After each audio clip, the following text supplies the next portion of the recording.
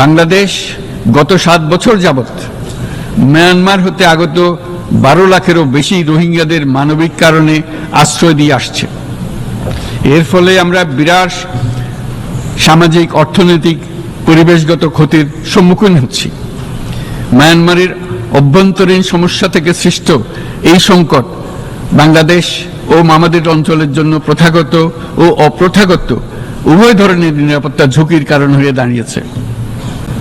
Myanmar থেকে বাংলাদেশে বলপূর্বক বাস্তুচ্যুত রোহিঙ্গাদের সহায়তা করতে আমরা অঙ্গীকারবদ্ধ। আমরা রোহিঙ্গাদের জন্য মানবিক সহায়তা কার্যক্রম চালু রাখা এবং তাদের টেকসই প্রত্যাবর্তন নিশ্চিত করার উদ্দেশ্যে আন্তর্জাতিক সম্প্রদায়ের পর্যাপ্ত সহায়তা অব্যাহত রাখার আহ্বান জানাচ্ছি।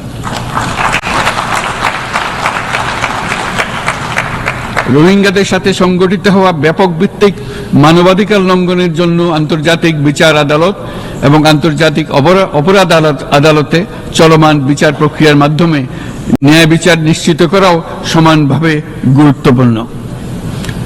রোহিঙ্গারা যাতে নিজ দেশে স্বাধীন এবং মর্যাদাপূর্ণ জীবন যাপন করতে পারে সেই লক্ষ্যে অনুকূল পরিবেশ তৈরিতে জাতিসংঘ অন্যান্য আন্তর্জাতিক প্রতিষ্ঠানের ধারাবাহিক প্রচেষ্টার প্রশংসা দাবিদার। এই লক্ষ্যে রোহিঙ্গারা যাতে পর্যাপ্ত নিরাপত্তা ও অধিকার নিশ্চিত করে তাদের নিজ ভূমি রাখাইনে ফিরে যেতে পারে তার পথ সুগম করা অত্যন্ত দরকার।